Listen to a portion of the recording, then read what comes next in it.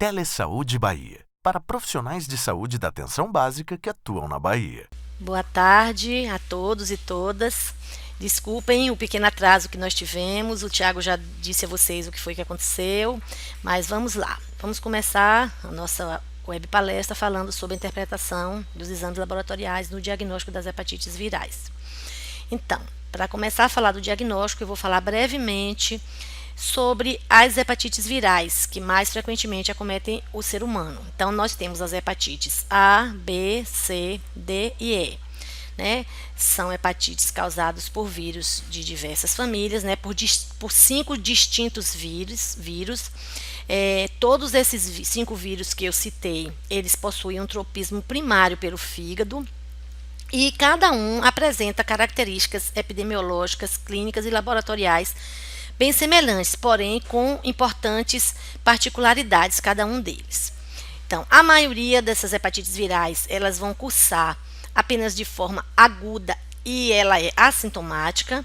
Quando a infecção ela apresenta sintomas, esses sintomas são caracterizados geralmente por fadiga, mal-estar, náusea, dor abdominal, anorexia e icterícia. O sinal mais evidente de que você está tendo algum problema do fígado é a icterícia. A hepatite crônica, em geral, ela vai cursar de forma assintomática. E essas manifestações clínicas das hepatites crônicas, elas só vão ser percebidas já com um estado mais avançado da doença, quando o tecido hepático já se encontra com lesões, né, com fibrose, com cirrose ou até mesmo com o carcinoma hepatocelular. Essa distribuição dessas hepatites virais ela é bem universal, né, está distribuída por todo o mundo, e no Brasil ocorre uma grande variação regional na prevalência de cada um dos tipos dessas hepatites. Bom, para a hepatite B, segundo dados da Organização Mundial de Saúde e do próprio Departamento de Doenças de Condições Crônicas do Ministério da Saúde, nós temos que no mundo existam cerca de 2 bilhões de pessoas infectadas pelo vírus da hepatite B.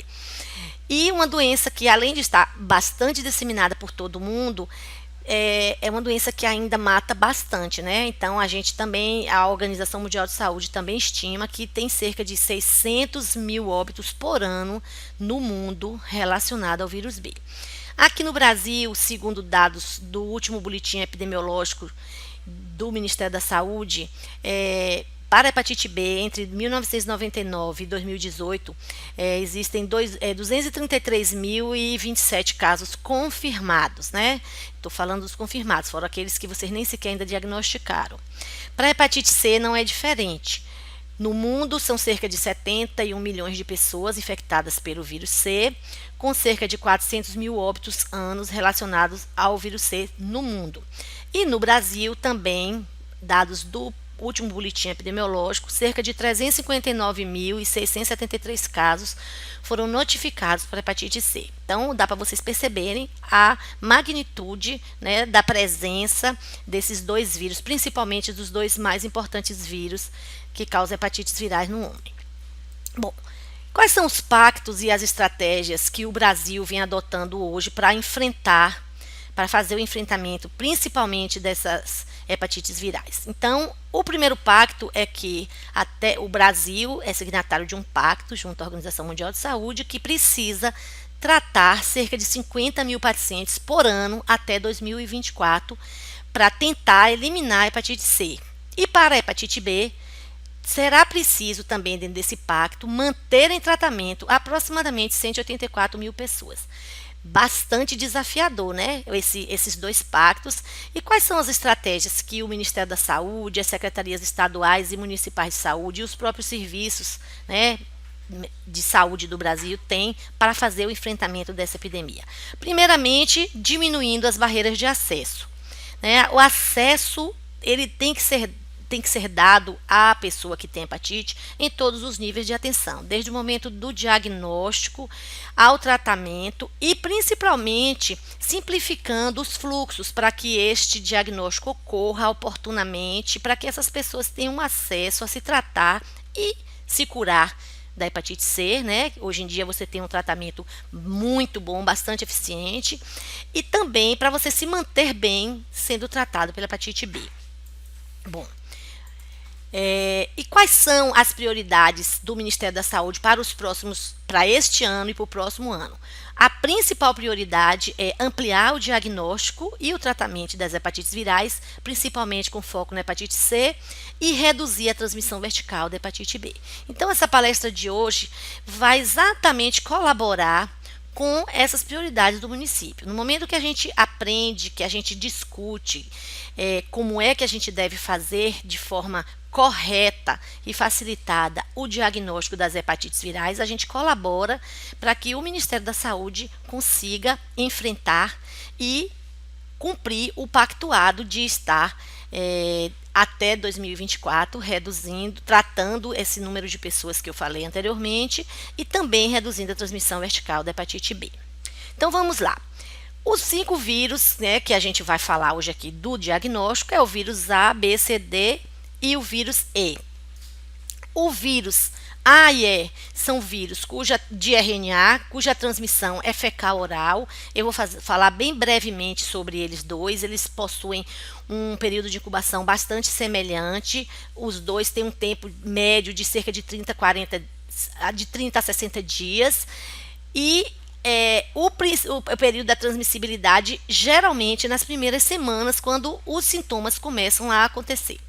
Já o vírus B não é um vírus de RNA, é o único desses 5 que é um vírus de DNA, cujo modo de transmissão é muito semelhante ao do vírus C e D. Então, o vírus B é um vírus de DNA, cuja transmissão para o vírus B, C e D são bem semelhantes. Então, a transmissão é sexual, parenteral, percutânea, vertical. Os períodos de incubação são diferentes, O vírus B e D tem períodos de incubação muito parecidos, cerca de 30 a 180 dias. E o vírus C, um período de incubação um pouco maior, chegando entre 15 até 150 dias. Bom, o que eu chamo de vias de transmissão de cada um deles? A via fecal-oral é o contato interhumano por meio de água ou de alimentos contaminados. Literalmente, a gente pega hepatite A e E quando a gente tem contato com água ou alimentos contaminados com fezes que contenham o vírus.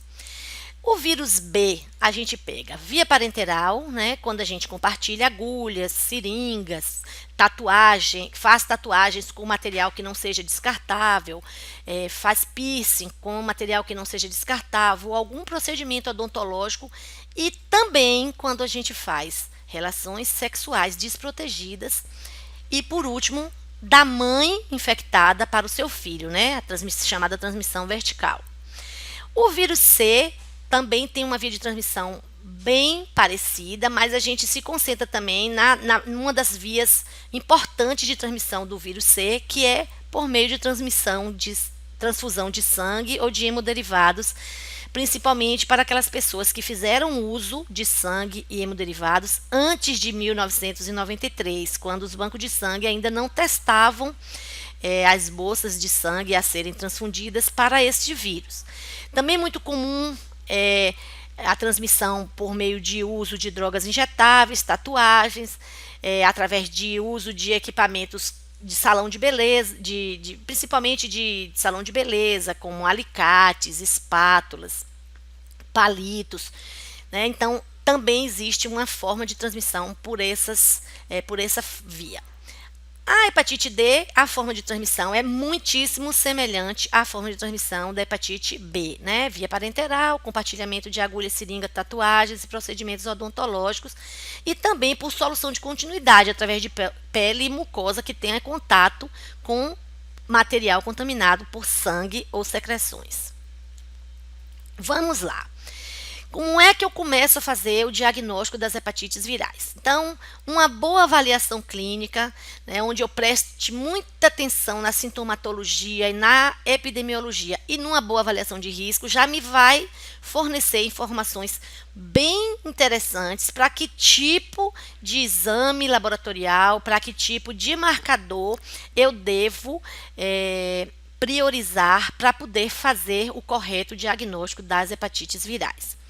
E também hoje, mais recentemente, né, e bem mais fortemente presente dentro da atenção básica, o uso de testes rápidos, como para a gente pesquisar os marcadores da infecção B e C. Vamos lá para cada um deles. Então, a avaliação clínica ela é muito importante porque ela vai guiar o profissional de saúde quanto aos exames que deverá ser solicitado para que o diagnóstico seja correto. E a gente também evita que muitos exames sejam solicitados sem a indicação apropriada e com relação à história clínica do paciente, o que vai fazer com que a gente desperdice recursos públicos. Então, se eu converso, avalio clinicamente, eu não vou precisar testar a pessoa para todos os 5 vírus. Pela avaliação clínica, eu vou ter capacidade, condições de, fazendo avaliação clínica e epidemiológica de risco, definir qual a melhor conduta, qual o melhor marcador que eu vou utilizar para fazer o diagnóstico correto da infecção por vírus de hepatite. Então, quais são os marcadores que nós temos?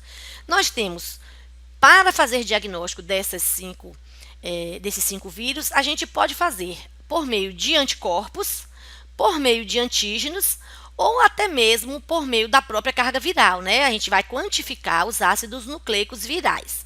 Então, os anticorpos, eles serão produzidos pelo nosso sistema imunológico a partir do momento que você tem contato com o agente infeccioso. Então, eu vou encontrar anticorpo contra determinado vírus de hepatite se eu tive contato com determinado vírus de hepatite. Os antígenos, na verdade, são partículas, proteínas que estão presentes diretamente no agente infeccioso. Então, se eu acho um antígeno do vírus B na minha corrente sanguínea, é porque eu estou com o vírus B dentro da minha corrente sanguínea. E a carga viral? A carga viral é o material genético que é pertencente a cada um desses agentes infecciosos e que, quando eu detecto esses agentes infecciosos, eu vou ter a certeza que eu estou com infecção ativa. Então, a gente faz esses testes para quantificação dos ácidos nucleicos por meio do exame chamado de carga viral. Cada um desses marcadores deverão ser usados de forma adequada em cada tempo da infecção. E eu vou tentar explicar bem devagar, bem calmamente, para que fique muito claro. Eu sei que as pessoas, quando começam a aprender a lidar com os marcadores das hepatites, sentem um pouco de dificuldade, falam que é uma sopa de letrinha, que confundem antígeno com anticorpo, e eu vou tentar fazer com que a minha apresentação fique clara para que vocês, de uma vez por todas, aprendam e gravem a melhor forma de você fazer o diagnóstico das hepatites virais. Para eu fazer o diagnóstico das hepatites virais, eu sou obrigado, quer seja da área pública, quer seja da área privada, eu sou obrigada a utilizar a portaria do Ministério da Vigilância, do Ministério da Saúde, né, da Secretaria de Vigilância e Saúde, uma portaria de número 25, que foi publicada em 2015, mas que já foi atualizada, já está na sua 2ª edição. Essa portaria, ela padroniza a realização de todos os testes laboratoriais que vão ser necessários e ele define de forma muito clara qual é o algoritmo que eu preciso e devo utilizar para fazer o diagnóstico correto da hepatites virais, respeitando cada particularidade regional. Então, esse manual que vocês estão vendo aí, a foto desse manual, vocês conseguem baixá-lo no site da AIDS, o site www.aids.gov.br. Ele é muito bom porque ele auxilia os profissionais de laboratório a lidar com aqueles pedidos bem vagos que chegam para a gente, como, por exemplo, assim, sorologia para hepatites. Quando eu recebo um pedido de sorologia para hepatites, qual que deve ser o exame que eu devo realizar? Né? Eu tenho vários marcadores que são marcadores antigênicos e também marcadores de anticorpos que eu vou poder usar. E eu tenho que saber por onde começo e eu tenho que seguir um algoritmo que está definido nessa portaria para poder eu fazer a correta investigação e iniciar o tratamento para essas infecções, principalmente do vírus B e do vírus C. Tá certo? Então, essas atualizações já estão disponíveis, né? Esse manual já está na sua segunda edição e vocês podem baixar para fazer uso dele, deixar como aquele livrozinho, aquele manualzinho de cabeceira para que vocês, no momento que tiver diante de alguém com suspeita de hepatites, fazer uso adequado, correto do manual. Então, vamos lá.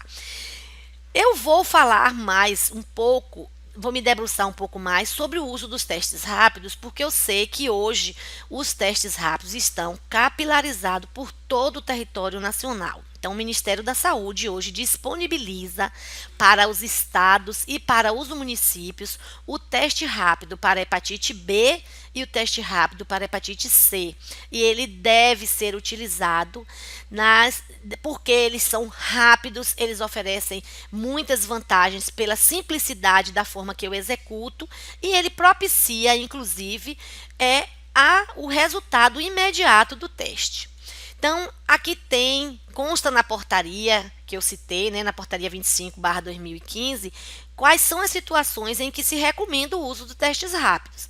São vários, né? Rede de serviço que não tenha infraestrutura laboratorial, em localidades de difícil acesso, em todos os programas do Ministério da Saúde, a exemplo do Rede Cegonha, do PSF, do consultório de rua, do Quero Fazer, dentro dos centros de testagem e aconselhamento, dentro das unidades de testagem móvel, para segmentos populacionais flutuantes, para populações vulneráveis, e aí eu abro um parêntese para falar quais são as populações mais vulneráveis para testar para hepatite B e C, que são, para hepatite B, os homens que fazem sexos com homens, os profissionais dos sexos e as pessoas que fazem uso de drogas injetáveis.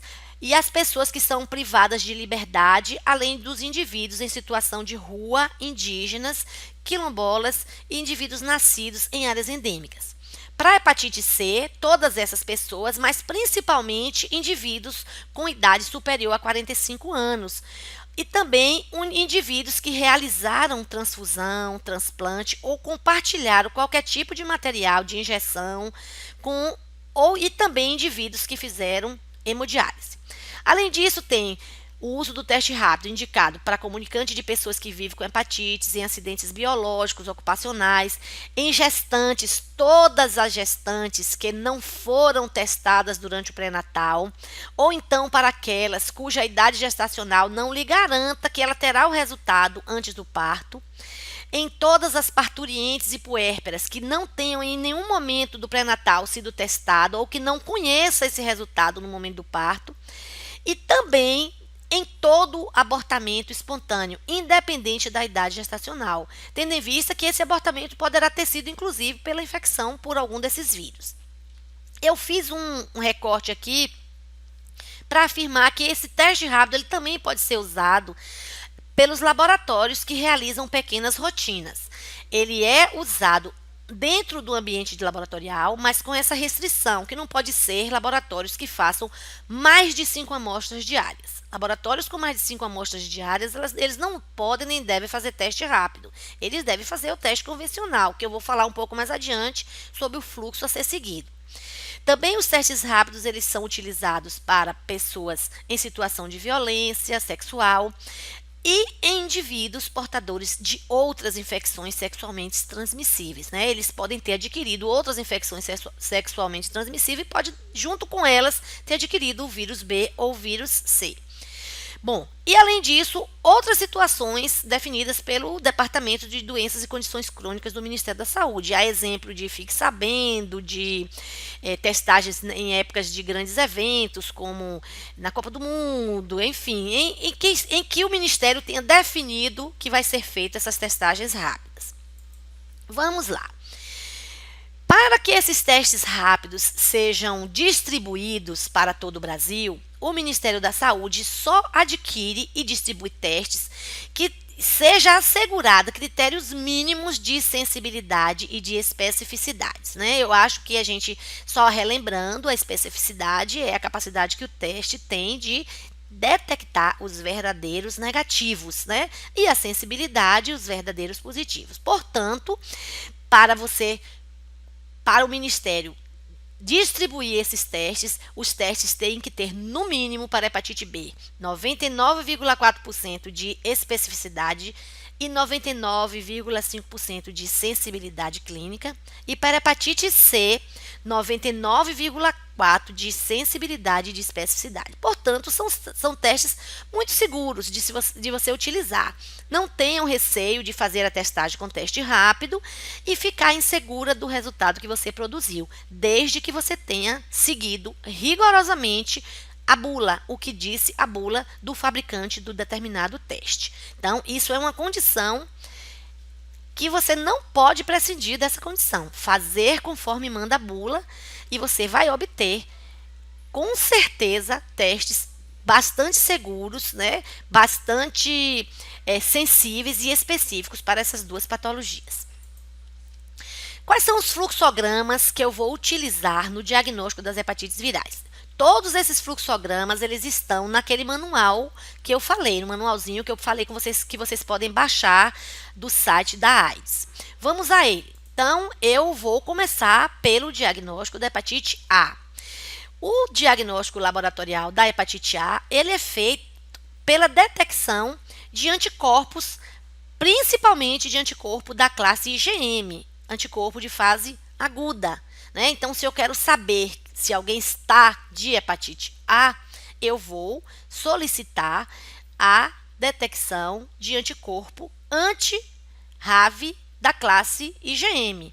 Se esse resultado for reagente, eu vou ter a sugestão de que esta pessoa está com hepatite A e em fase aguda. Os anticorpos da classe IgG, eles também vão ser encontrados, porém, eles vão permanecer para a vida toda. E os anticorpos da classe IgM, após a fase aguda, ele desaparece. Então, eu tenho aqui a seguir o curso sorológico da infecção para hepatite A.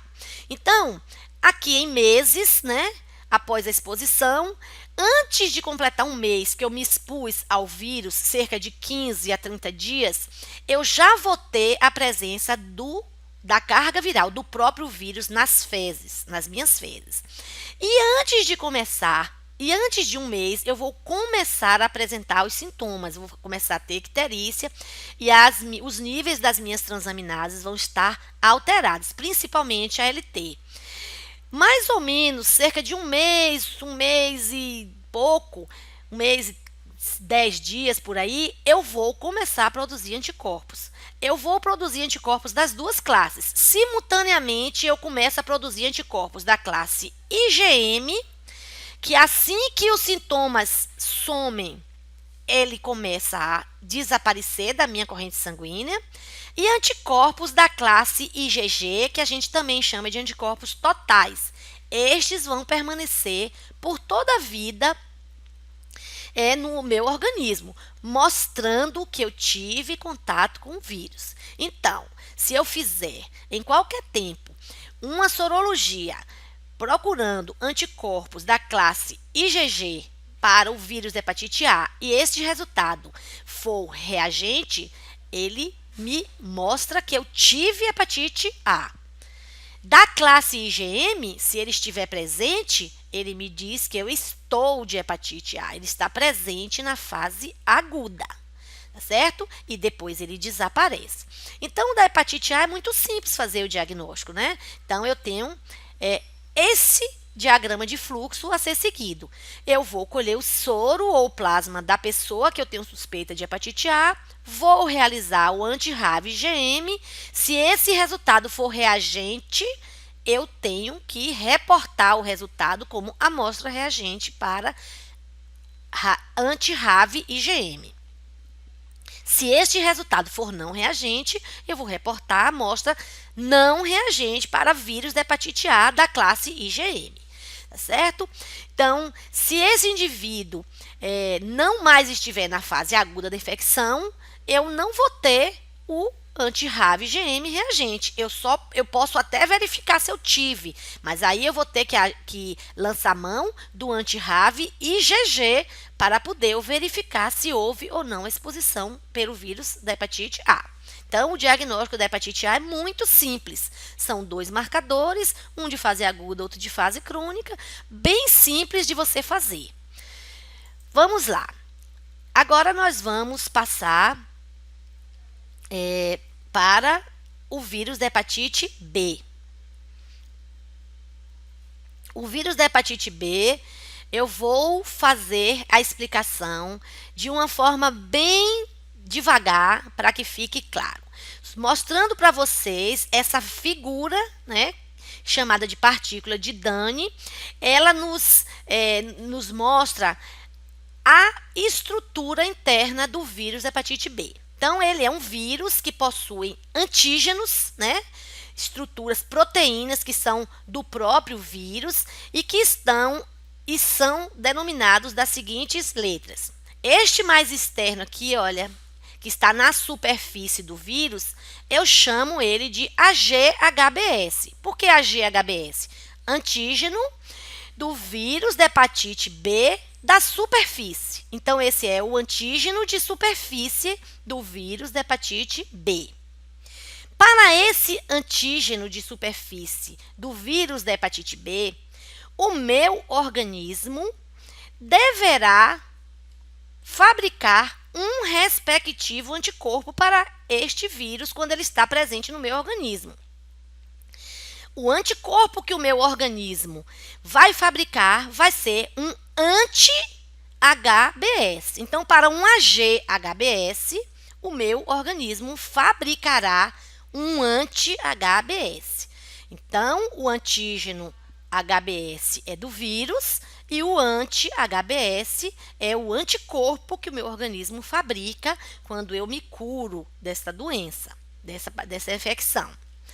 Um pouquinho mais para dentro do vírus, eu tenho aqui uma área de capsídeo ou de core. Então, nessa área aqui está o segundo antígeno, que é o antígeno HBC, antígeno do vírus da hepatite B do core. Então, é o AGHBC. Esse AGHBC, assim que o vírus penetra no hepatócito, ele gruda lá no hepatócito, ele fica no hepatócito, ele não fica circulando na corrente sanguínea. Então, esse é o único marcador que a gente não acha na corrente sanguínea. A gente acha lá no hepatócito, mas na corrente sanguínea a gente não acha ele. Mas o nosso organismo evidencia a presença dele no nosso hepatócito fabricando 2 anticorpos. O anti-HBC da classe IgM, quando eu estou em fase aguda, e o anti-HBC da classe IgG, que eu levo ele para sempre no meu organismo, caso eu me cure, ou até mesmo se eu não me curar. Então, para o AGHBC, que é o antígeno do core da hepatite B, o meu organismo fabrica 2 anticorpos, o anti-HBC IgM, na fase aguda, e o anti-HBC IgG, ou também chamado de total, que eu fico com ele para a vida toda. Este vírus é um vírus de DNA, de fita dupla, tem algumas enzimas, a exemplo da DNA polimerase, mas esse vírus, ele também tem uma estrutura, uma proteína externa, que vai aparecer apenas quando o vírus está se replicando. Então, ela é uma proteína externa, é um antígeno do vírus, mas é um antígeno externo, formado por uma proteína que o vírus sintetiza apenas quando o organismo está replicando este vírus. Então, ele é o marcador de replicação viral. Esse antígeno HBE, presente no nosso organismo, vai dizer que eu estou tendo replicação viral. Quando eu consigo resolver a infecção, ou seja, quando eu progrido para a cura, o meu organismo também vai fabricar um anticorpo. O anticorpo que o meu organismo vai fabricar contra esse antígeno externo do vírus da hepatite B é o anti HBE. Então, para o AG-HBE, eu vou ter o anti-HBE. Tá certo? Então, resumindo o que eu falei, aqui estão cada um dos marcadores e o significado de cada um deles. Então, se eu tenho o AG-HBS presente, eu posso assegurar que a pessoa, naquele momento, está infectada pelo vírus B.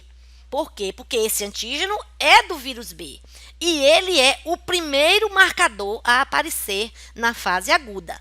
Então, se eu testo qualquer pessoa e o AG-HBS dele está reagente, sem nenhuma dúvida, eu posso afirmar que naquele momento a pessoa está com o vírus da hepatite B.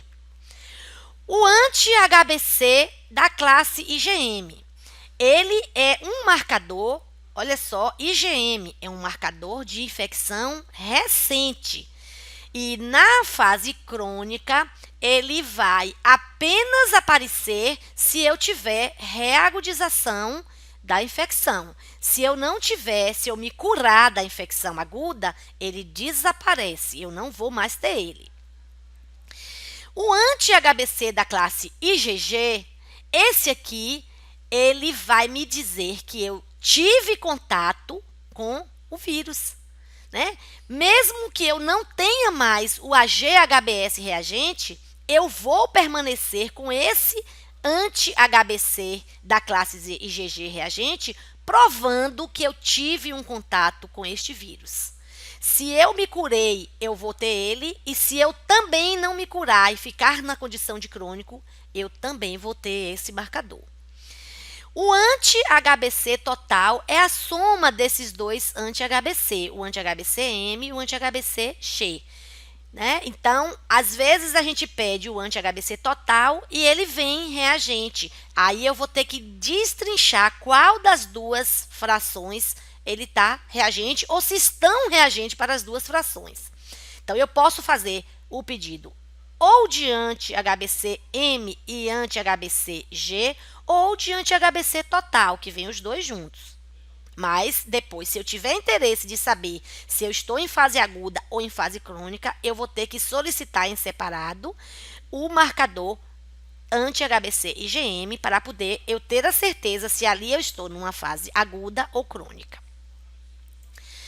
Os outros marcadores, que eu já até falei, o AG-HBE ou HBE-AG é aquele anticorpo que eu falei que é formado por uma proteína externa e ele indica alta infecciosidade. Quando eu faço a sorologia e encontro o AG-HBE, eu posso afirmar que aquela pessoa, além de estar infectado com o vírus da hepatite B, este vírus está replicando intensamente, portanto, indica que é uma pessoa que tem uma alta possibilidade de infectar tecidos. Quando essa replicação é controlada, eu começo a fabricar o anti-HBE. Então, na verdade, a replicação do AG-HBE é controlada quando surge o anti-HBE. Então, após o surgimento do HBE, vai acontecer o desaparecimento do AG-HBE. Ele vai ficar em pouquíssima quantidade ou mesmo vai desaparecer. O controle da replicação do vírus do hepatite B se dá com o aparecimento do anti-HBE. E por último, o anti-HBS. O anti-HBS é o único marcador da infecção pela hepatite B que é desejável.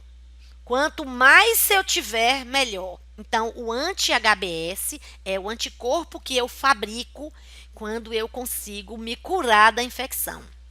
E em cerca de 85 a 90% das pessoas que se infectam com o vírus B, em 180 dias, elas vão se curar espontaneamente. Elas vão resolver a sua situação de infecção. E eles se curam como quando o anti-HBS é fabricado. E além dele ser fabricado, ele vai nos dar uma imunidade contra o vírus da hepatite B. eu tenho essa imunidade pela presença do anti-HBS de duas formas. Eu tenho a imunidade ativa, que é aquela que o meu organismo vai produzir porque eu me curei, porque eu tive um contato prévio com o vírus, ou então quando eu tenho uma resposta vacinal, né? Aquela vacina que a gente toma da hepatite, ela também induz a fabricação do anti-HBS. Então, eu tenho a imunidade ativa natural quando eu adoeço e fabrico o anti-HBS e me curo, e a imunidade ativa não natural, né, artificial, quando eu produzo anti-HBS por resposta vacinal. Também eu posso ter essa imunidade passiva quando eu faço uso da imunoglobulina anti-hepatite B ou transferência de anticorpos maternos durante a gestação. Isso é uma imunidade passiva e temporária. Isso não me imuniza para a vida toda. É só passiva, temporária, emergencial. É aquela que a gente dá quando a pessoa se expõe a algum tipo de material ou algum tipo de secreção que esteja passível de infectar-se pelo vírus B, mas essa é uma imunidade passiva. A imunidade ativa e permanente eu só obtenho ou porque eu fui vacinada ou então porque eu tive contato com o vírus e resolvi a infecção. Bom, aqui é o resuminho de todos os marcadores que eu falei agora. Para o antígeno HBS, eu vou fabricar o anticorpo anti-HBS. Para o antígeno HBC, que é aquele que eu disse que está lá no hepatócito, eu vou fabricar o anti-HBC IgG e o anti-HBC IgM. Para o antígeno HBE, eu vou fabricar o anti-HBE. Certo? Então, estes aqui são os marcadores que eu tenho para trabalhar a infecção pela hepatite B. Desculpe, pela hepatite B. Aqui nessa imagem, eu tenho o curso sorológico da hepatite B quando a infecção for apenas uma infecção aguda, ou seja, quando eu me curo, quando eu pego a hepatite e em cerca de 180 dias eu me curo. Então, como é que vai ser? Eu vou, a partir de cerca de 4 semanas após o contato infectante, eu vou produzir o meu primeiro marcador, vai se positivar, que vai ser o AG-HBS. Então, ele sobe e em mais ou menos cerca de 12 semanas, como eu vou me curar, ele começa a cair, né? Ele volta a cair. Neste momento, nessas primeiras 12 semanas, como eu estou na fase aguda, eu terei presença do AG-HBE. Vocês estão lembrados que eu falei que a GHBE é aquele antígeno da replicação, mas é só por um pequeno período que eu vou ter essa replicação. Por que é só por um período? Porque eu vou me curar. Aqui é só, eu estou demonstrando a hepatite apenas na fase aguda, para aquelas pessoas que vão em cerca de 180 dias se curarem. Mais ou menos cerca de 7 semanas depois que eu tive o contato, o meu organismo vai começar a produzir anticorpo contra o antígeno do core. O antígeno já está lá no hepatócito, né? O AG-HBC. Então, o meu organismo começa a fabricar simultaneamente anti-HBC da classe IgM e anti-HBC da classe IgG ou total. Então, o da classe IgM, depois que eu me curo, ele desce e desaparece. E o da classe IgG, ele permanece para toda a vida na minha corrente sanguínea. Como eu me curo, eu também fabrico anti-HBE, porque o anti-HBE não é aquele anticorpo que eu fabrico para controlar a replicação viral. Então, eu também tenho o anti-HBE quando eu me curo, porque eu fabriquei na presença do AG-HBE, eu fabriquei ele para controlar a replicação. Em cerca de 32 semanas, o meu organismo vai um pouco depois de perder o AGHBS, o meu organismo vai iniciar a fabricação do anti-HBS. O anti-HBS é aquele anticorpo protetor que eu falei que é o desejável e eu vou ter ele para sempre. Portanto, uma pessoa que teve hepatite B e se curou sempre terá o anti-HBS reagente, o anti-HBC total reagente e o anti-HBE reagente. E isso é bom ter esses 3 aqui, porque eu curei. Principalmente este aqui, ó, me prova que eu me curei. O anti-HBS prova que eu me curei. E se a pessoa não for uma pessoa que vai se curar? Como é que é o curso da infecção? Diferente. O curso da infecção para quem não vai se curar é mais ou menos da seguinte forma. Em cerca de 4 semanas, o AGHBS vai aparecer, mas vai aparecer, ó, e vai permanecer por toda a vida da pessoa. Em qualquer tempo que eu fizer a sorologia para ele, para a GHBS, esse AGHBS vai ser reagente. Assim como o AGHBE, porque ele não é um doente crônico, o tempo inteiro ele fica com o AGHBE reagente, porque fica até que a gente fabrica um pouco de anti-HBE para tentar controlar essa replicação viral. Mas o que vai mais prevalecer é a presença continuada do AGHBS e do AGHBE. Como o vírus vai estar lá no hepatócito, ou seja, eu tenho um antígeno do core dentro do hepatócito, o meu organismo também vai fabricar os anticorpos contra o core, né? Então, eu vou fabricar o anti-HBC da classe IgM, que depois de algumas semanas ele cai, mas eu tenho o anti-HBC total ou IgG para toda a vida. Se vocês notarem bem, aqui neste curso sorológico está faltando um marcador. E eu não vou ter esse marcador. O marcador que está faltando aqui é exatamente o anti-HBS. Por que eu não tenho o anti-HBS? Porque eu não consegui controlar a infecção. Eu não vou me curar. Quem tem hepatite crônica pelo vírus B não tem anti-HBS. O anti-HBS é não reagente. Eu espero que vocês tenham compreendido como é que é a lógica da infecção pelo hepatite B. E para ver se vocês compreenderam, eu vou botar aqui agora, além dos fluxos de cada um, eu vou colocar algumas situações para ver se de fato vocês compreenderam. Então, para eu usar o fluxo de diagnóstico da hepatite B, após essas informações que eu já passei para vocês, o primeiro fluxo que está no manual é o fluxo cuja investigação inicial da infecção pela hepatite será realizado utilizando testes rápidos. Então, o teste rápido que toda atenção básica tem de posse aí nos serviços é um teste rápido que detecta a GHBS. Detecta, então, quem? O antígeno de superfície do vírus da hepatite B. Então, se eu faço numa amostra de sangue, por punção digital ou por coleta, e realizo esse teste rápido, procurando o AGHBS, se esse teste foi válido, eu vou ver se esse resultado é reagente ou não. Se esse teste não for válido, eu repito o teste. Mas, se o meu resultado for válido e não reagente, eu posso afirmar que esta amostra é não reagente para o antígeno de superfície do vírus da hepatite B. Se esse resultado for reagente, eu vou pegar esta pessoa, coletar a amostra dela ou então encaminhar esta pessoa para complementar o diagnóstico com a realização de um teste molecular de carga viral.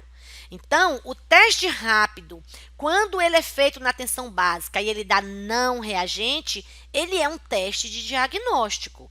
Quando ele é realizado na atenção básica e o resultado é reagente, ele é um teste de triagem e que precisa ser complementado o diagnóstico com a carga viral, o teste molecular. Se eu estiver fazendo o teste rápido e por 2 vezes ele não for válido, eu devo abandonar essa possibilidade, colher uma amostra e encaminhar para fazer um diagnóstico por investigação laboratorial. Tá certo? Vamos lá. Então, este fluxo 1 é o que o Ministério solicita que seja utilizado pela atenção básica, pelos órgãos públicos, pelos laboratórios, todos aqueles locais que eu citei anteriormente, né? Principalmente na atenção básica. Quais são as indicações deste primeiro fluxo? Para testar populações vivendo em locais de difícil acesso. Ele pode ser usado em gestantes e também em indivíduos menores de 18 meses. Por que ele pode ser usado em indivíduos menores de 18 meses? Porque eu estou testando antígeno, eu não estou testando anticorpo. E se eu testar em um recém-nascido menor de 18 meses e o AG-HBS dele for reagente, é porque o vírus está dentro dele. Porque o AG-HBS é do vírus, não é da mãe. A mãe não transmite o AG-HBS, né? Como transmite o anticorpo, quando deixa passar o anticorpo para o recém-nascido. Esses resultados de teste rápido reagente para a detecção do AG-HBS, ele é muito sugestivo de uma infecção ativa para hepatite B. Mas a complementação desse diagnóstico, ele precisa ser feito com um teste molecular para a detecção da carga viral, né, do DNA HBV.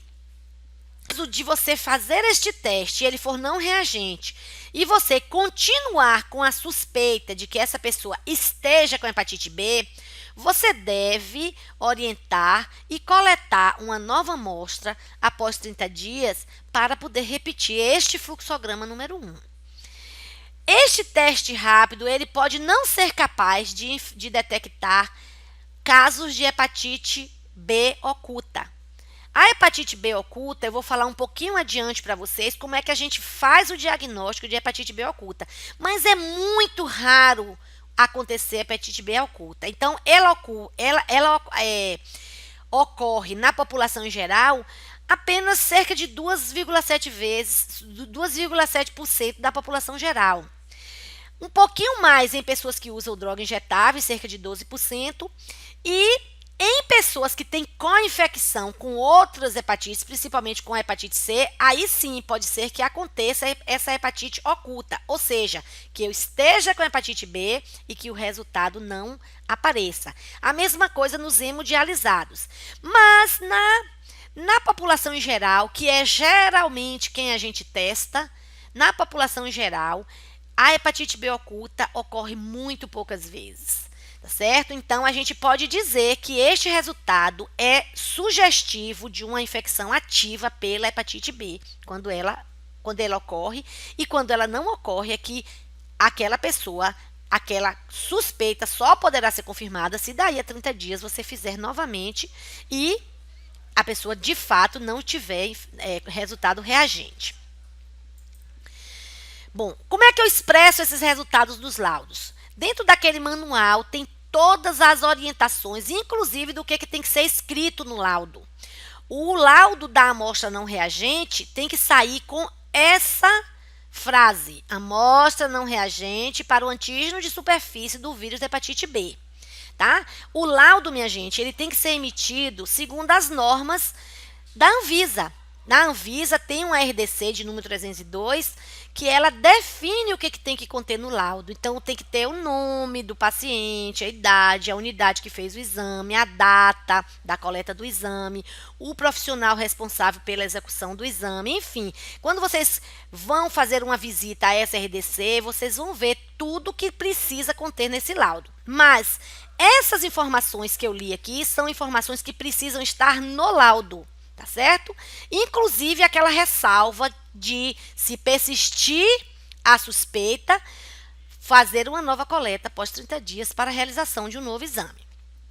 E a amostra com o teste reagente, ela vai sair como amostra reagente para o antígeno da superfície do vírus da hepatite B, mas deve, em seguida, conter a seguinte ressalva: realizar confirmação do diagnóstico da infecção pelo vírus da hepatite B utilizando o teste molecular. Ou seja, você está dando um resultado, mas você está dizendo que esse resultado ele é um resultado que precisa ser confirmado com um teste molecular. Tá certo?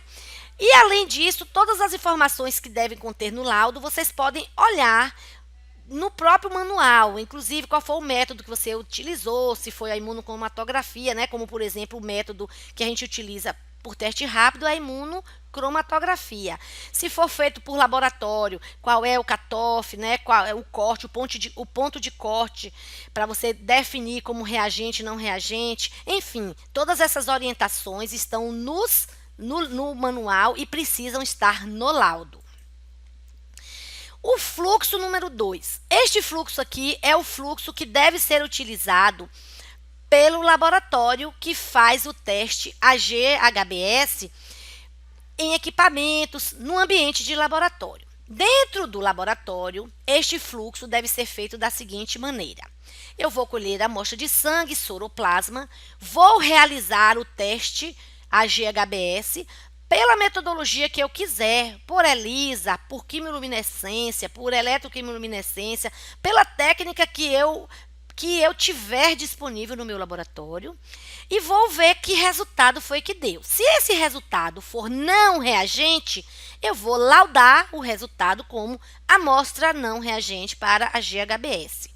Se esse resultado for reagente, eu não posso liberar este resultado. Eu tenho que realizar o teste molecular. Só após a realização deste teste molecular, né, eu vou fazer a carga viral para a hepatite B. Se essa carga viral for negativa, não detectável, a gente reporta o resultado como reagente ou não reagente a partir da detecção ou não dessa carga viral. Se eu não detecto essa carga viral, eu vou soltar no laudo o resultado da seguinte forma: HBV-DNA não detectável na amostra. E se essa carga viral for detectável, eu vou reportar o resultado como amostra reagente para hepatite B, HBV. Gente, isso é muito importante, inclusive para você elucidar problemas de ordem judicial. Se você soltar parcialmente esse resultado, você pode induzir pessoas a pensar que está doente, quando na verdade você não concluiu o diagnóstico dessa pessoa. Então, se você fizer exatamente como o fluxograma preconiza, você está protegido juridicamente. Principalmente os laboratórios clínicos, que fazem bastante diagnóstico laboratorial, devem se atentar para isso. Porque você só pode soltar o resultado final de amostra reagente para hepatite B se você fizer o fluxograma completo, tá certo? E quando você faz uma parte dele e você não detecta a carga viral, você apenas afirma que na amostra você não encontrou carga viral, tá certo?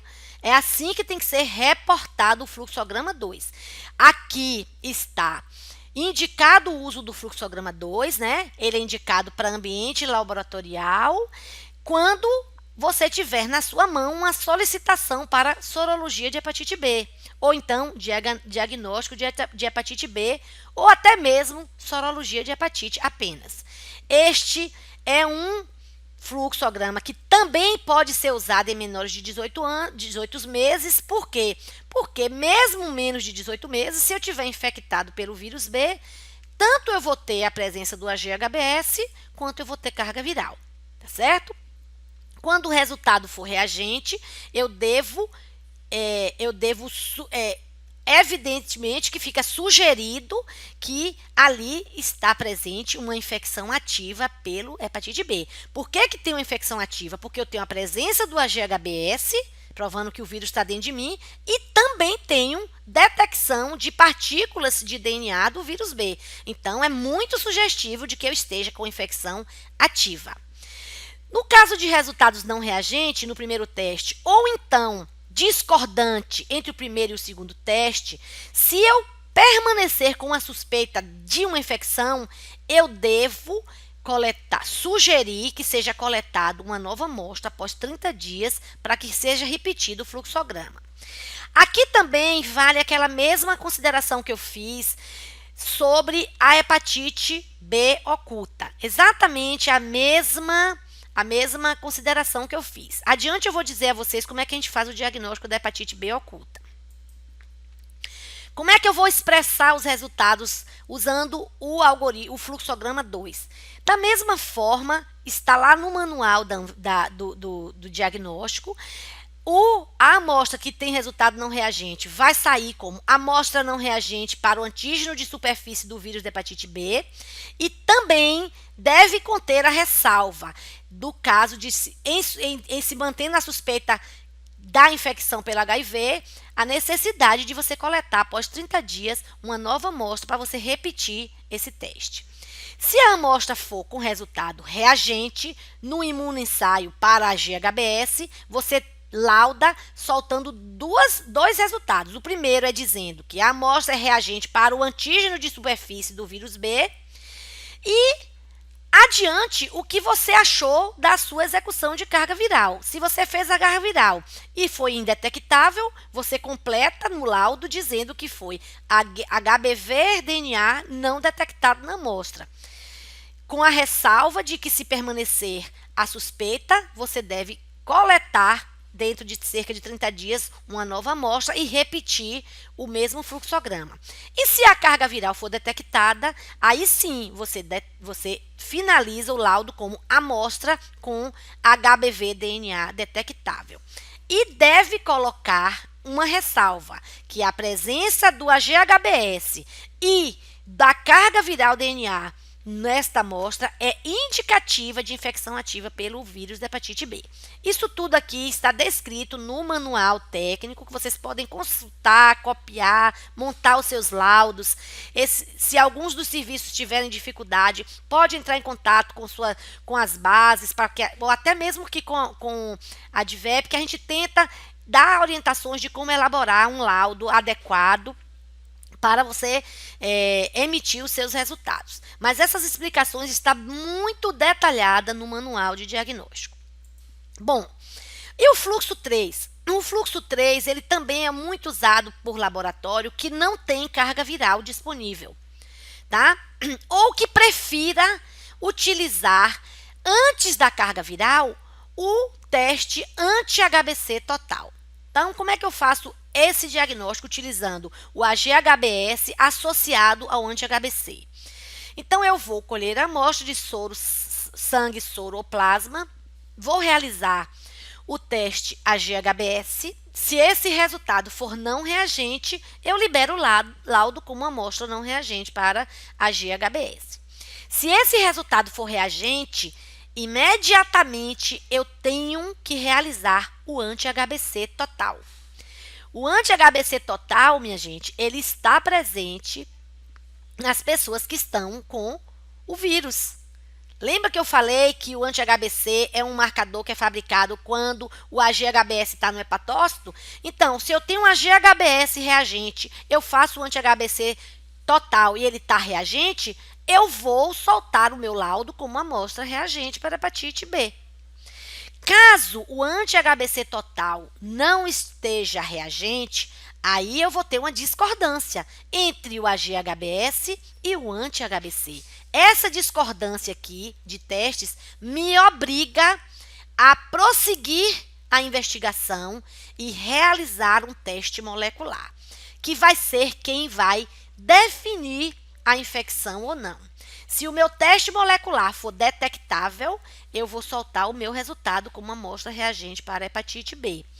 Se o meu teste molecular for não detectável, eu vou soltar o resultado como HBV-DNA não detectável na amostra. Certo?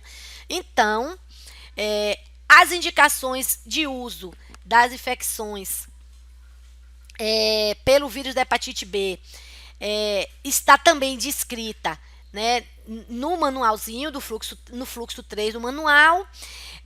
O resultado do anti-HBC total não reagente, ele complementa o diagnóstico feito, né, né? Quando o anti-HBC total for não reagente, eu vou precisar complementar o diagnóstico com a carga viral.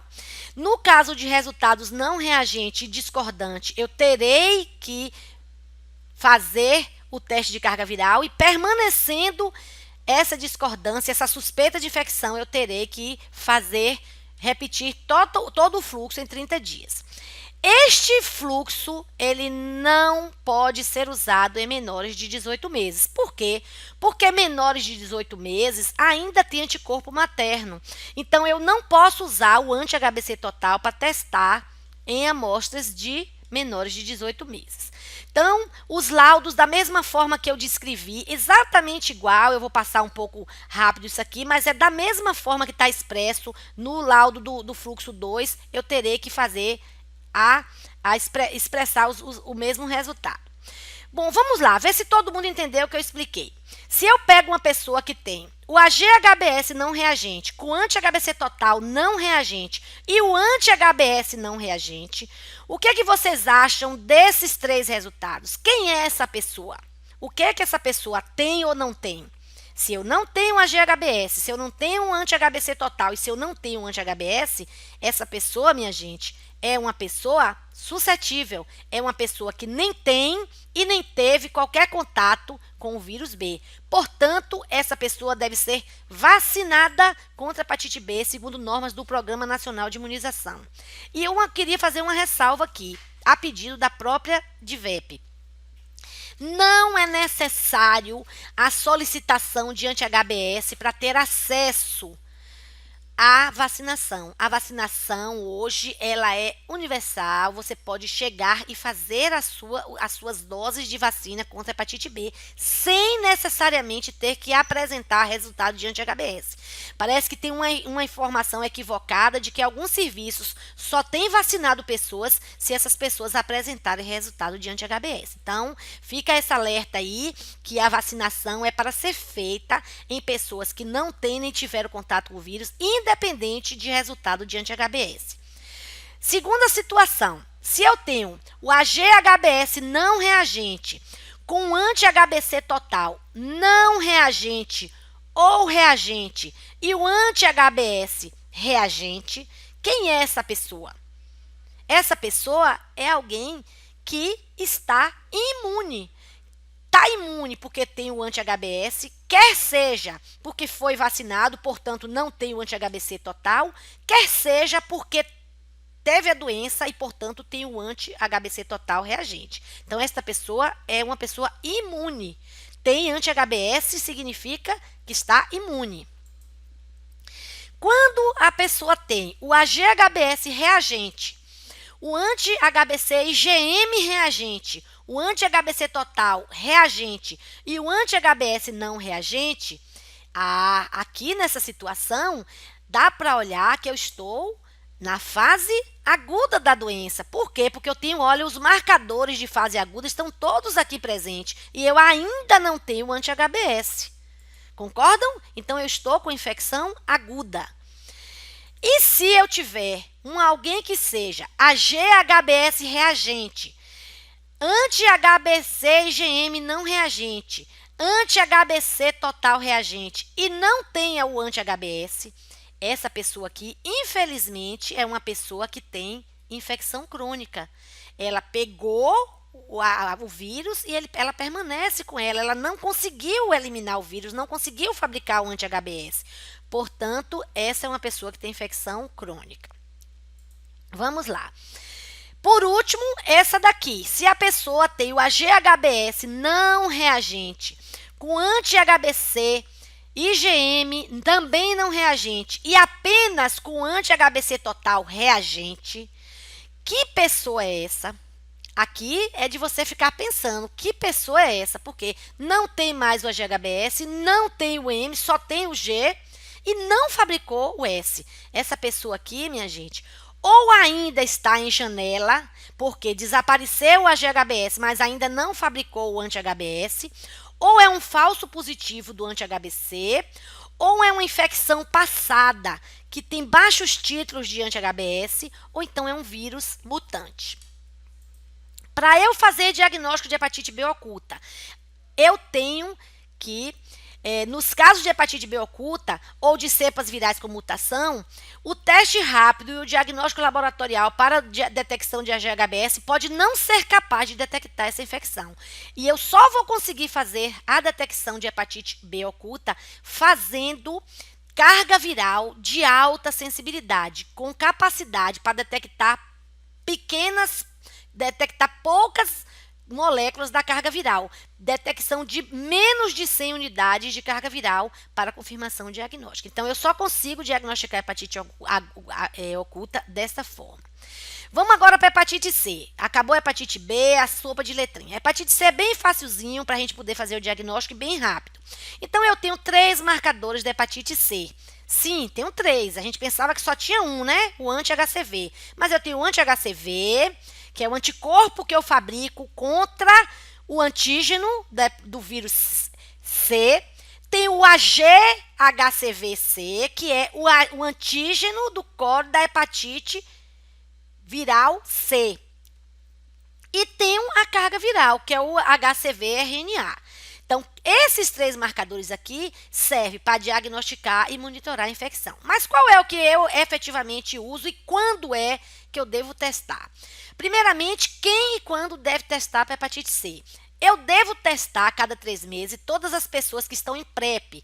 PrEP é profilaxia pré-exposição, né? Aquelas pessoas que estão fazendo profilaxia para não adquirir o vírus, para não adquirir o HIV. Eu devo testar a cada 6 meses as pessoas que fazem hemodiálise e a cada 12 meses, pessoas que vivem com HIV, pessoas que têm histórias de IST ou então um uso inconsistente de preservativo, pessoas trans, trabalhadoras do sexo, pessoas em situação de rua e pessoas que usam álcool e outras drogas. E pelo menos uma única vez na vida, todas essas outras pessoas aqui, maiores de 40 anos, com diabetes, com hipertensão, ou então com alguma outra doença cardiovascular, que faz uso prévio de álcool e outras drogas, que tem doença hepática sem nenhum diagnóstico, ou doença renal, que tem alguma doença psiquiátrica, ou então alguma IST, privados de liberdade, exposição percutânea, que não obedeceram às normas de vigilância, filhos de mãe com hepatite C, parcerias sexuais ou que moraram com pessoas de hepatite C, né, e transfusões sanguíneas antes de 93. Então, são essas as pessoas que devem priorizar para testar para hepatite C. Quais são os fluxogramas da hepatite C? O fluxo 4, que é o que deve ser usado pela atenção básica, que é com o teste rápido anti-HCV, que eu vou realizar ele, vou pegar o resultado dele e avaliar. Se esse resultado for não reagente, eu libero como amostra não reagente para anti-HCV. E se ele for reagente, eu vou coletar a amostra e encaminhar esta pessoa para complementar o diagnóstico, realizando o exame molecular de carga viral para hepatite C. Essa é a forma que eu devo usar o teste rápido para hepatite C. Portanto, ele, quando é não reagente, ele é diagnóstico. E quando ele é reagente, eu devo encaminhar para exames complementares. Da mesma forma como o teste da hepatite B, eu tenho todas essas considerações do fluxo. O que eu vou chamar mais atenção aqui é que ele não pode ser utilizado em menores de 18 meses e ele deve ser utilizado em gestante, tá certo? Não pode em menores de 18 meses porque vai detectar anticorpo total, que pode não ser da criança, pode ser da mãe, né? Pode ser presença de anticorpo materno. Para diagnóstico em menores de 18 meses, eu uso carga viral, tá certo? Eu tenho que usar testes moleculares, não posso usar teste anti-HCV. Os laudos também estão lá, deve ser expresso segundo norma da Anvisa, e você deve expressar a amostra reagente para o anticorpo contra o vírus da hepatite C, se ela for reagente, e a amostra não reagente, se ela for não reagente, e a amostra reagente, se ela for reagente. Lembrando que na amostra reagente, eu devo colocar aquela ressalva de necessidade de realizar confirmação utilizando carga viral. E na não reagente, aquela ressalva de que se persistir a suspeita, eu devo coletar uma amostra após 30 dias. Bom, para o laboratório, qual é o fluxo que o laboratório deve seguir? este daqui, o fluxo do diagnóstico utilizando o anti-HCV seguido de um teste molecular. Então, o laboratório vai realizar o teste de anti-HCV por qualquer método, ELISA, quimiluminescência, os mesmos que você escolhe aí para a hepatite B, né? Você também tem para escolher para a hepatite C. Se o resultado for não reagente, você libera o resultado com a amostra não reagente para a hepatite C. E se o resultado for reagente, eu tenho obrigatoriamente que fazer o teste molecular. A partir desse teste molecular, eu solto o resultado. Se ele for um teste molecular detectável, eu libero o resultado com uma amostra reagente para a hepatite C. E se for um teste não detectável, eu vou repetir o teste molecular após 3 e 6 meses para a confirmação do diagnóstico. Por quê? Porque tem uma discordância aqui, né? Essa discordância me obriga a repetir esse teste. Tá certo? Lembrando que pessoas que já se trataram pela hepatite C vai ter o anti-HCV reagente e a carga viral não reagente, né? Mostrando, inclusive, quando eu repito, uma resposta sustentada de que eu não tenho mais carga viral, que eu tenho anticorpo, mas eu estou tratado e eu não tenho mais carga viral, tá certo? As mesmas considerações que eu já li para o fluxo 4 serve para o fluxo 5, chamando a atenção que ele não é indicado para menores de 18 meses, porque eu estou fazendo um anti-HCV e é detecção de anticorpo. E o laudo deve conter também as mesmas informações expressas no laudo do fluxograma número 4. Bom, e o laboratório, quando recebe uma solicitação escrita assim, sorologia de hepatite, o que é que ele deve fazer? Ele deve investigar para a hepatite A e usar o fluxo 2 para a hepatite B e 5 para a hepatite C. Isso é o laboratório clínico. E se for na atenção básica, eu devo investigar para a hepatite A e realizar o fluxo 1 para a hepatite B e o fluxo 4 para a hepatite C, respectivamente. Tá certo? Bom, a hepatite delta, ela é uma hepatite que ela é prevalente apenas na região norte do Brasil. Ela, na verdade, o diagnóstico inicial deve ser feito com a detecção do anticorpo antivírus delta, né? E deve ser complementado com teste molecular. O detalhe dessa hepatite é que essa hepatite aqui, ela só está presente em pessoas que têm o vírus B, ou então se infecta simultaneamente com o vírus B, porque o vírus delta é um vírus que precisa do antígeno de superfície do vírus B. Portanto, só tem ou teve vírus da hepatite delta quem tem ou está ou pegou naquele momento o vírus da hepatite B. Tá certo? Então, os marcadores serão o anti-HVD da classe GM, que vai me mostrar a infecção recente, e o anti-HVD da classe GG, que vai me mostrar a infecção passada. Ou então, um anti-HVD total, para me dizer se eu tenho um dos dois. Tá certo? Bom, aquela mesma interpretação que eu coloquei para a hepatite B. Por quê? Porque o vírus delta só está presente em quem também tem o vírus B. E por aqui eu sou capaz de dizer se eu tenho a co-infecção, ou seja, se eu peguei ao mesmo tempo o vírus B e D, ou se eu tenho uma superinfecção, que é o quê? Eu ter o vírus B e adquirir o vírus D, cujo prognóstico é pior, né? Eu resolvo muito mais a infecção quando eu tenho simultaneamente a infecção do B e do D, do que quando eu já sou infectada pelo vírus B e pego o vírus D. Então, se eu tenho a GHBS reagente, anti-HBC IgM reagente, anti-HBC total reagente e os anticorpos contra o vírus D reagente, eu tenho ao mesmo tempo aqui, ó, a infecção B aguda e D aguda. Olha, as duas ao mesmo tempo. Então, eu tenho aqui, ó, um caso de co-infecção, infecção simultânea pelos dois vírus, B e D. Mas se eu tenho a GHBS reagente, não tenho mais o IgM para o anti-HBC e tenho o anti-HBC total com os anticorpos contra o vírus D reagente, isso prova que eu já tinha a infecção pelo vírus B e acabei adquirindo e estou na fase aguda da infecção pelo vírus D. Isso aqui é o que eu chamo de superinfecção. Bom, se por acaso eu tiver o AGHBS não reagente com o anti-HBC total reagente e também o anti-HVD total reagente, mas eu já tiver o anti-HBS, isso é ótimo. Isso prova que eu tive a hepatite B, Não tenho mais, ó, já perdi o AG-HBS. A prova que eu tive é que eu tenho anti-HBC reagente. Eu também não tenho mais o IgM para o vírus D, mas eu tenho a IgG ou total, provando que eu tive e já fabriquei o anti-HBS. Isso aqui é muito bom. Isso prova que eu, apesar de ter tido a pouca sorte de pegar o vírus B e o vírus D, eu me curei. Isso é uma cura funcional.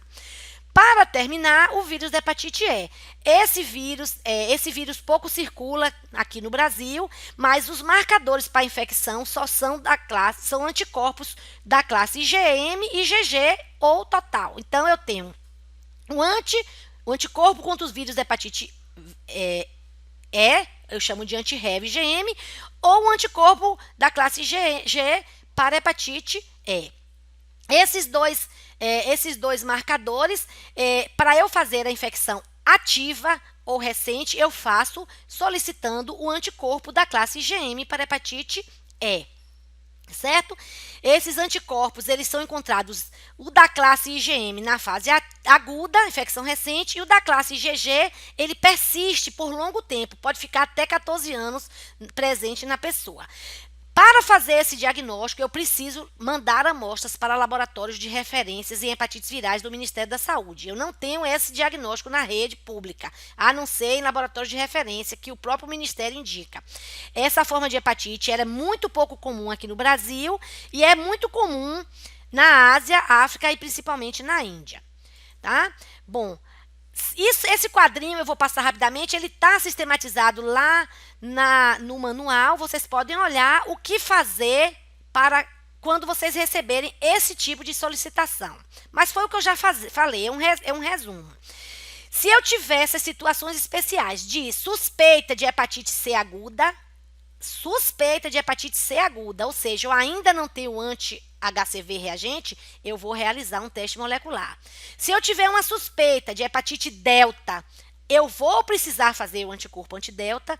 E se eu tiver uma suspeita de hepatite E, eu vou precisar realizar o anticorpo anti-Rev, mas somente vou poder fazer isso encaminhando para laboratórios de referência de hepatite viral do Brasil. Então, e também tenho que prestar atenção para poder ver a soroconversão, porque esse diagnóstico aqui é mais tardiamente. A soroconversão do anti-HCV, ela se dá depois de 90 dias.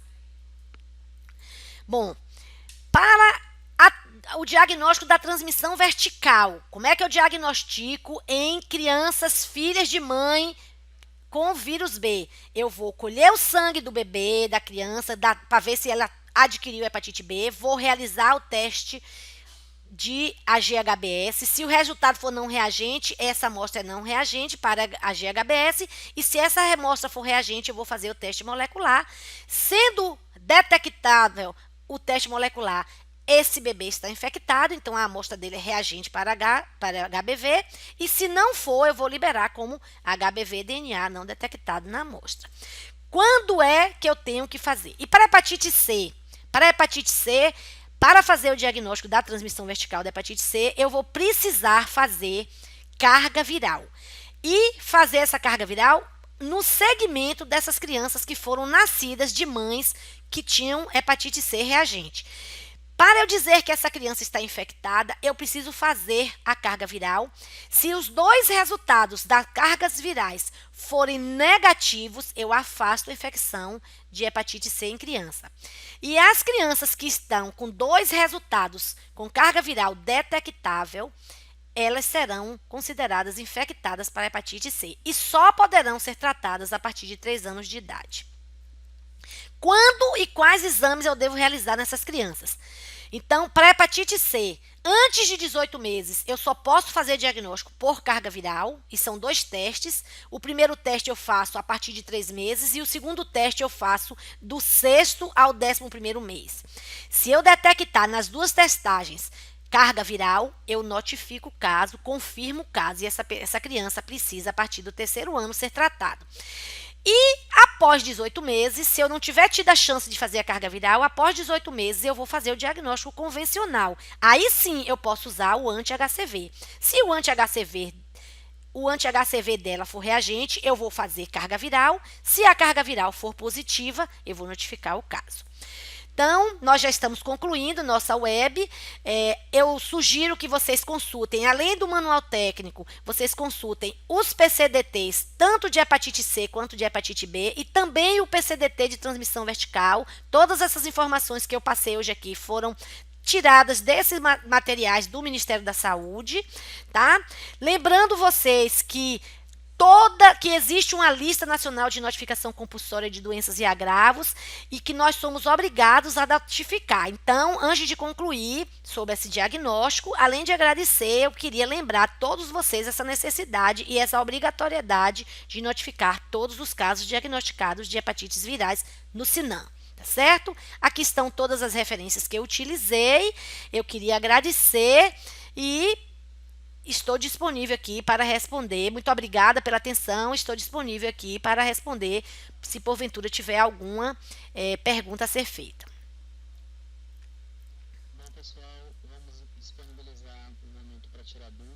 Bom, pessoal, vamos disponibilizar um momento para tirar dúvidas. Todos estão ouvindo?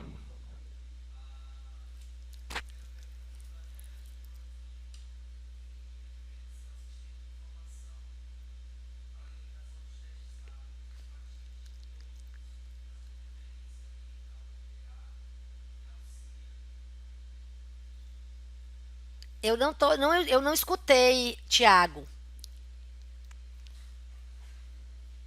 Eu não escutei a pergunta. Eu não escutei a pergunta. A primeira foi sobre o sistema de informação de BPA e CIA. Se eu não me engano, Perguntando o quê? sobre teste rápido, onde informar. Porque a gente está pelo SUS direto. Vou responder isso, né? Pronto, eu até coloquei lá um link. Acho que aqui o volume dá pra. Tá? Eu posso falar? Pode. Eu vou colocar também uma caixinha. Tá mudo, eu vou falar aqui, né? Desligo aqui e falo. Isso, eu vou colocar uma caixinha, caso a senhora não me escute. Bota aqui, tá. Posso botar falar, né? Bom, a primeira pergunta, Tiago me esclareceu aqui, é sobre aonde informar, o sistema de informação, onde informar os testes realizados. Tiago, apesar de não ser a minha área de atuação, mas Tiago está me informando aqui que é no ESUS que você faz essa informação. E no sistema de informação do Syslog Lab também, quem utiliza o Syslog Lab para fazer a solicitação de testes e de insumos tem a obrigação de informar também o uso e, inclusive, os resultados, que foram reagentes e não reagentes. Outra pergunta? A próxima pergunta da Luísa. A partir de quantos dias após a próxima pergunta da Luísa. A partir de quantos dias após a exposição ao vírus Olha é bem, possível identificar a lá eu doença no falei do teste período de rápido? incubação, né? Então você vai ter para a hepatite C um período mais longo, de cerca de até 90 dias. Para a hepatite B, um período bem mais curto, né? Entre 30 e 45 dias você já tem testes reagentes. Na verdade, até um pouco antes, cerca de 4 semanas, você já tem. Se você voltar na apresentação, eu vou tentar voltar aqui, a imagem que eu mostrei sobre o curso da infecção, em cerca de 4 semanas eu já tenho um antígeno. Então, se eu já tenho um antígeno, se eu fizer o teste vai se mostrar reagente. Lembre-se da imagem que eu mostrei. Eu vou botar aqui, eu tô retornando aqui a imagem para mostrar para vocês a partir de quantos dias eu já tenho teste reagente. Olha aqui, ó. Vocês estão lembrados desse tempo? Cerca de 4 semanas após o contato infectante, eu já tenho antígeno presente. Obviamente que com o decorrer da doença, um pouco mais adiante, eu vou ter muito antígeno, mas o teste ele começa a ser detectado em cerca de 30 a 45 dias. Eu espero que eu tenha respondido a pergunta. Mais alguma pergunta?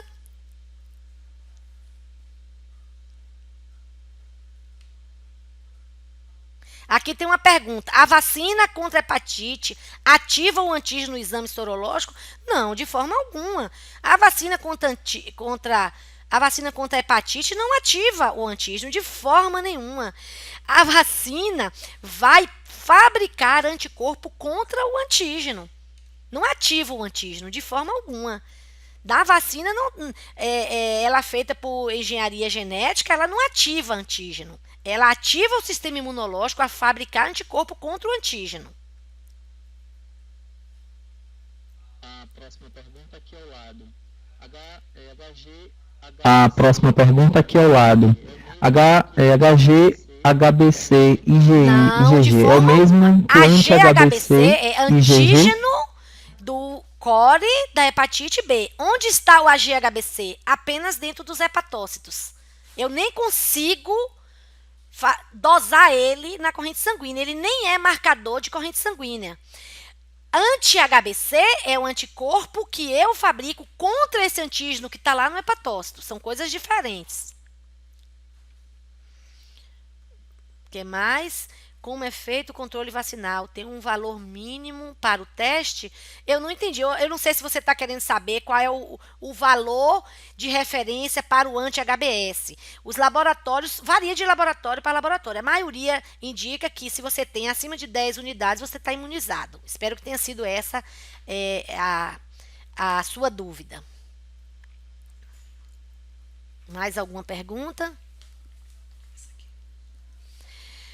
Olha só, a literatura há muitas controvérsias sobre esse tempo, mas sabe-se que, diferente do HIV, que em cerca de 30 minutos ele está fora do organismo, ele está completamente inativado, eu já li em algumas literaturas que o vírus da hepatite B, ele fica em materiais, objetos cortantes por até de dias a semanas. Então, até uma semana. Eu já li em algumas literaturas da presença de vírus naqueles materiais que não foram submetidos a adequados processos de esterilização, que ele pode permanecer por mais de dias e até semana em materiais e objetos pérfuro-cortantes. Outra pergunta?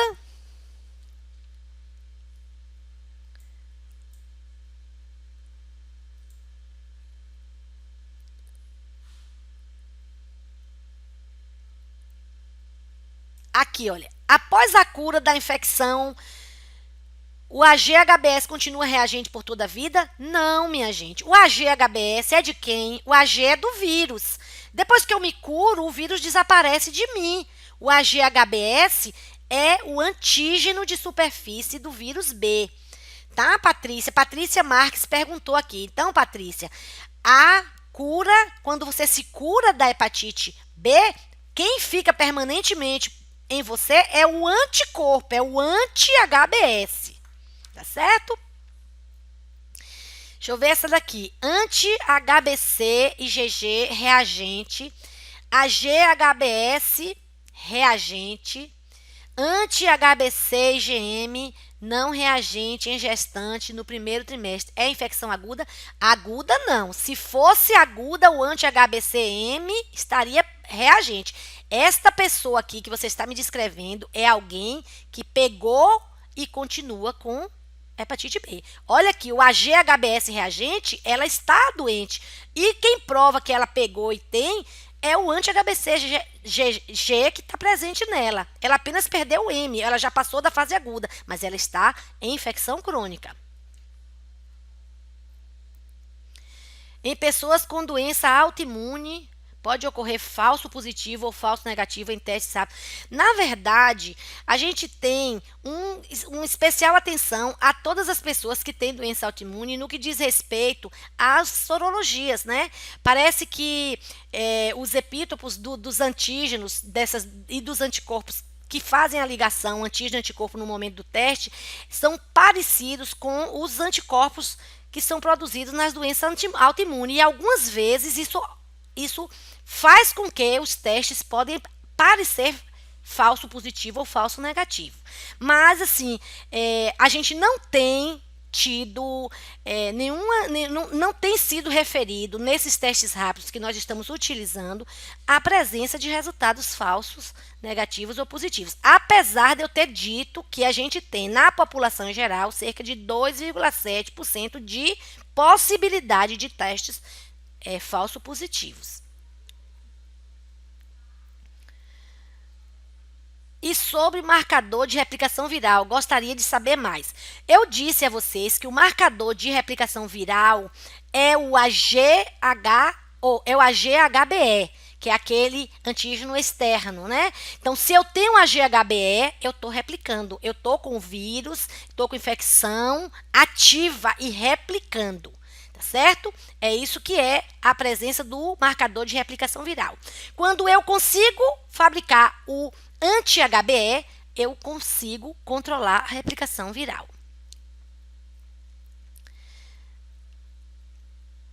Mais alguma? Deixa eu subir aqui para ver se aparece mais alguma. Alguém acho que andou respondendo aí a questão de colocar o teste rápido no eSUS, né? E a informação dentro do eSUS. Aqui tem algumas perguntas com respeito à situação vacinal, né? A gente sabe que tem algumas pessoas que, apesar de fazerem o ciclo, aquelas 3 doses da vacina, quando você faz a dosagem do anti-HBS, ele não soroconverte, você não consegue soroconverter, não aparece o anti-HBS. Ao que parece é que a pessoa não está imunizada. Essa pergunta que você me fez, eu já fiz, inclusive, num congresso que teve em novembro de 2017, um congresso internacional que teve em São Paulo, em novembro de 2017. Tendo em vista que eu conheço várias pessoas que já fizeram um ciclo, 2 ciclos, e que não conseguiram soroconverter, não conseguiram fabricar o anti-HBS. E nenhuma das vezes me responderam convincentemente sobre essa situação, se eu devo fazer novos ciclos. O Programa Nacional de Imunização não indica mais ficar fazendo vários ciclos. O que eu já escutei neste congresso é que, ao que parece, é que mesmo aparentemente você não estando com seu status vacinal certificado pela presença do anti-HBS, se você porventura tiver contato com o vírus, o seu sistema imune se incumbe de reagir com a fabricação de anticorpos da classe anticorpos anti-HBS, né? Então, sobre os tratamentos, gostaria que falasse um pouco. Não, infelizmente, o tratamento não é o tema da nossa web. Nossa web é de diagnóstico, né? Numa próxima vez, a Advep pode trazer alguma outra pessoa para falar um pouco sobre os tratamentos, mas não é assunto da nossa web, infelizmente. Telesaúde Bahia, para profissionais de saúde da atenção básica que atuam na Bahia. Disponível em qualquer lugar e a qualquer hora. É fácil e sem complicação. Se você é integrante de equipe de saúde da família, núcleo de apoio à saúde da família, consultório na rua, mais médicos, programa Saúde na Escola e Academia da Saúde, se conecte com a gente. Por internet, telefone ou pessoalmente. Saiba mais: www.telesaude.ba.gov.br.